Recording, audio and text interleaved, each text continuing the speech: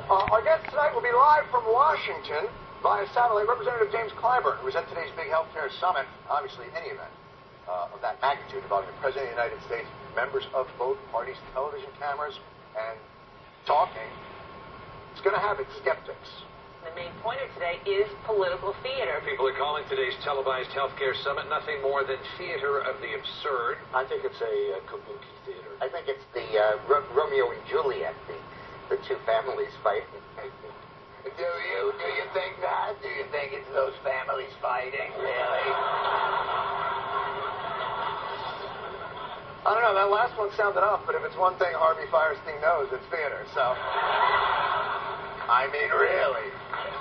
Look, it's either, this summit's going to be either Shakespeare or theater of the absurd, or traditional 18th century Japanese dance drama. It can't be all three, unless, wait a minute, that's right, it's playing at the Brooklyn Academy of Music this weekend. Bill Irwin plays all the parts. My wife is making me go. The point is this.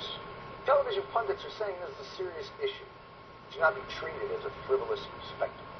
In America today, we are all getting ready, for some political theater. Hear how we fear this will be acted out.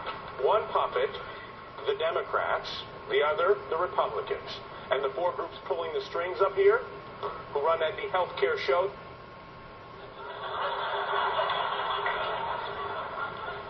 Yes, that's how you have a serious discussion. Not theater of the absurd, dopey marionette puppet-based theater.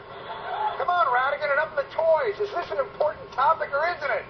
1 in 5 of the taxpayer patients, by the way, lost their health insurance in the past year alone. See, okay, now that's a startling fact. Now we're getting somewhere. That's interesting. Please continue along that way.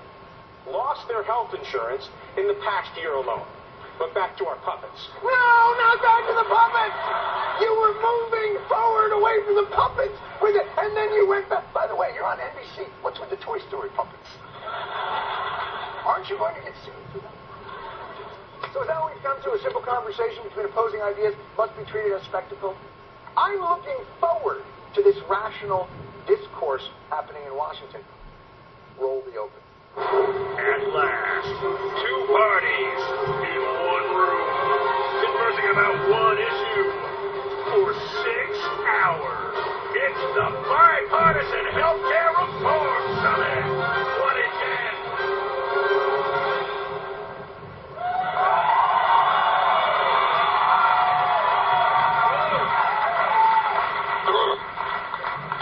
I asked for an exploding donkey and elephant at the end. Obviously, there wasn't enough time.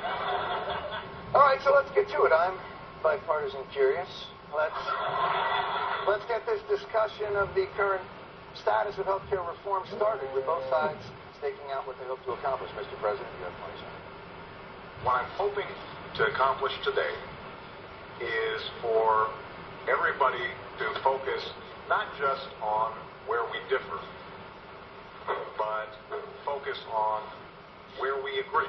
This isn't political theater, where we're just playing to the cameras and criticizing each other, but instead are actually trying to solve the problem. That's what the American people are looking for. That looks like the most boring stater I've ever seen, but okay. Senator Lamar Alexander, model Republican from the great state of Tennessee. Your turn. We have to start by taking the current bill and putting it on the shelf and starting from a clean sheet of paper. Okay. There we have their opening bids. One side wants to find common ground and move forward, and the other side would like to start over. Let's start negotiating.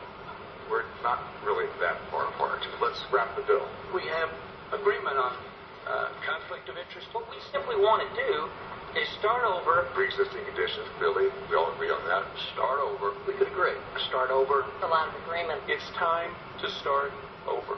Okay, now we're cooking, people. Now we're cooking. You know what I mean?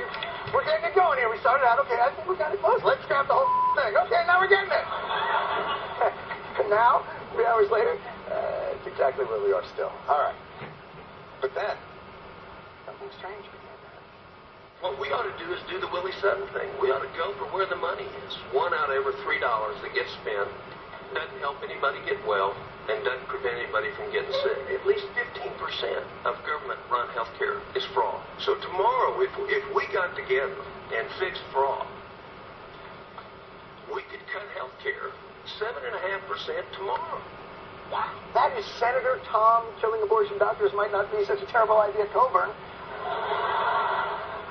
Making a really salient point about a good way to control costs for health care. My friend Tom Coburn's remarks, I think we agree with most of them. That's Senator Chuck. If I was any more liberal and Jewish, I'd have kids and be Barbara Streisand Schumer. Agreeing with him. Oh my God, we're having a conversation about health care!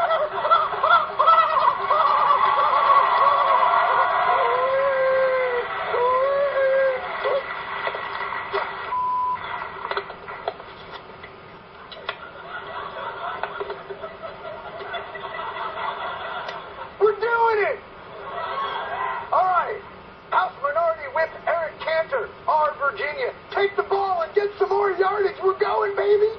We don't care for this bill. I think you know that.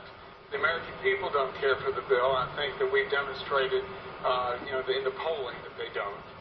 Ruh-roh. It does have to do with our fear that if you say that Washington can be the one to define essential health benefits, if we assume that Washington could do that, could really take the place of every American and decide what is most essential, what would be the consequences? Well, you have it. Cantor basically making the argument that if we want to come together on this, we have to agree to keep government out of it completely. Otherwise, costs will skyrocket. He's making the never-been-proven argument that small government is better because it costs less. Let's see. Let me respond to your question. We could set up a system where food was probably cheaper than it is right now. If we just eliminated meat inspectors.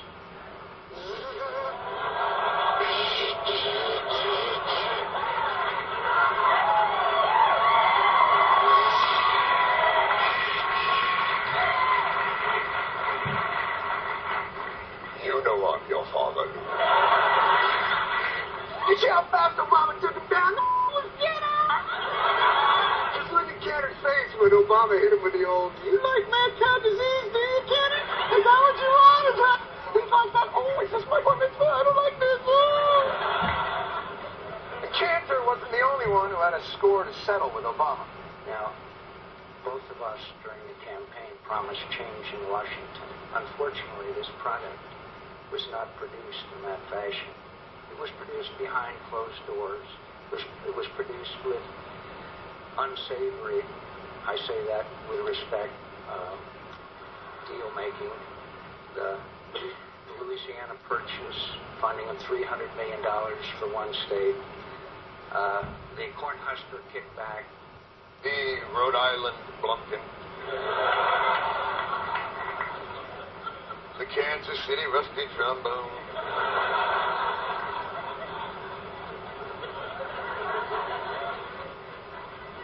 Cleveland Steamer.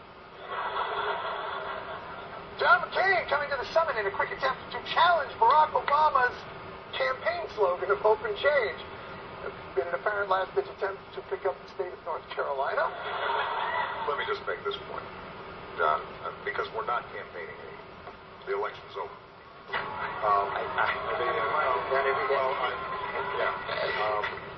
Did you hear McCain? I'm reminded of that every day.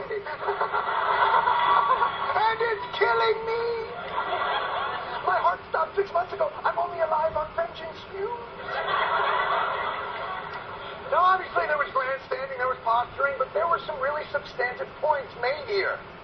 And there were issues where there was great agreement on health care on both Democratic and Republican sides, and room for negotiation. This really did have some important steps to the American people's understanding of this complex and essential issue. Or, to put it another way, media, Was any progress made? Is anyone winning? Well, let's talk about who had the best advantage so far today. At least in the first 90 minutes or so, I'm not seeing any real chance for progress from this at all. Is anyone actually winning this debate? If this were sort of the Winter Olympic Games or whatever, how would you score this? I would disqualify you for sucking.